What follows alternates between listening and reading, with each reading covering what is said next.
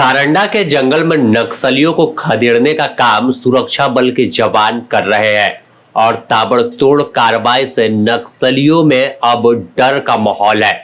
पहले शांति वार्ता को लेकर कई पत्र लिखा और जंगल का हवाला दिया, लेकिन अब आदिवासी मूलवासी को एकजुट कर एक आंदोलन निर्माण करने की बात नक्सली कर रहे हैं। जी हां, बीते 27 जुलाई का एक लेटर जो भारत की कम्युनिस्ट पार्टी माओवादी दक्षिणी जोनल कमेटी की ओर से लिखा गया है और इस प्रेस विज्ञप्ति में साफ तौर पर लाल अक्षरों में ऊपर किया गया है कि सारंडा को अभयारण्य घोषित कर सारंडा में बसे आदिवासियों को खदेड़ने की साजिश के खिलाफ सारंडा सहित पूरे कोल्हान के आदिवासी मूलवासी एकजुट होकर जन प्रतिरोध आंदोलन निर्माण तेज करें।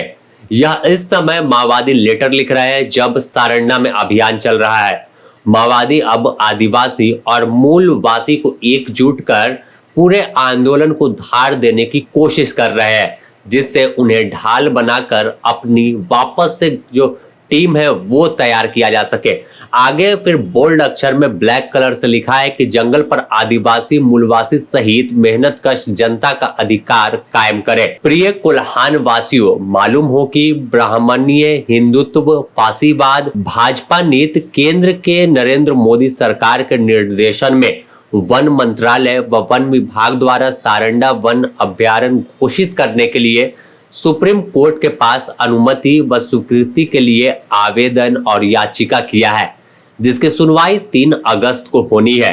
अगर सुप्रीम कोर्ट सारंडा वन अभयारण्य को स्वीकृति दे देता है तो सारंडा के जंगलों में जो दर्जनों ग्राम वन विभाग है वो तमाम जो सेंट्रल फोर्सेस है उसके बल पर खदेड़ देगा। बाकी बचे गांवों के आदिवासियों के लिए जीना मुश्किल हो जाएगा। और भी जो लंबा चौड़ा पूरा लेटर है और इस लेटर के जरिए साफ है, अगर देखें तो इसी सारंडा के जंगल में लगातार कई जो कंपनी है सीआरपीएफ की वो लगी हुई है, तैनात की गई है और लगातार कार्रवाई कर रही है, क्योंकि 2026 के 31 मार्च तक नक्सलियों का खात्मा कर देना है। तो ऐसे में इस तमाम कार्रवाई को देखते हुए, पुलिस की बढ़ती दबिश को देखते हुए अब सीधे तौर पर नक्सली जो है तमाम लोगों को आगे कर रहे हैं। ग्रामीणों को कोल्हान के पत्र लिखकर बता रहे हैं कि आप आगे आइए और इस जंगल को बचाइए। अब कहीं ना कहीं माओवादी हथियार की लड़ाई समझ रहे हैं कि सुरक्षा बल से नहीं पूर पाएंगे, तो जंगल और जमीन की बात करके वापस से कोल्हान के लोगों को जो है आगे कर दे। नक्सलियों ने यह भी दावा किया है कि सारंडा में रहने वाले ग्रामीणों की जीविका जंगल से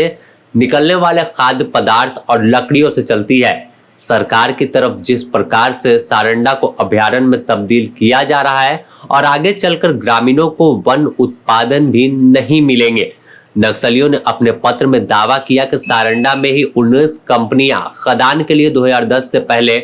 सरकार से एमओयू कर चुकी है, लेकिन यहां क्रांतिकारी आंदोलन और संघर्ष के कारण अभी तक खदान नहीं खोला पाया। अभयारण्य सिर्फ करोड़ों और अरबों रुपए के वन खनिज संपदा पर पूंजीपतियों का कब्जा दिलाने का बहाना है।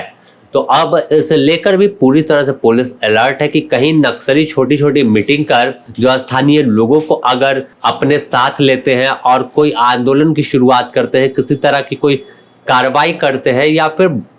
कुछ और होता है, तो वैसे में कैसे तमाम चीजों पर लगाम लगाना है और कैसे रोकना है। तो देखना होगा कि आखिर पूरे मामले को लेकर क्या कुछ आगे जो कार्रवाई है वो पुलिस की होती है और आगे किस तरह से इस आंदोलन की जो बात कर रहे हैं माओवादी वो बढ़ाते हैं। क्योंकि बीते दिनों जो सारंडा का जंगल है नक्सलियों का मुख्यालय के तौर पर स्थापित हुआ है और तमाम 1 करोड़ के इनामी मिसिर बेसरा, असीम मंडल, एनल दा और अनुज उर्फ सहदेव सोरेन जो है वो इस जंगल में घूम रहा है, ऐसा दावा कई बार पुलिस के द्वारा किया गया है। इसके बाद अगर देखें तो पहले ही बूढ़ा पहाड़, बुलबुल का जंगल और पारसनाथ जहां नक्सलियों का ट्रेनिंग कैंप हुआ करता था उसे जवानों ने ध्वस्त कर दिया और वहां कब्जा जमा लिया। लेकिन अब जिस तरह से सारंडा पर सीधे टारगेट है, तो आने वाले दिनों में यह कार्रवाई होगी और कार्रवाई ऐसी होगी कि यह जंगल भी नक्सल मुक्त होगा।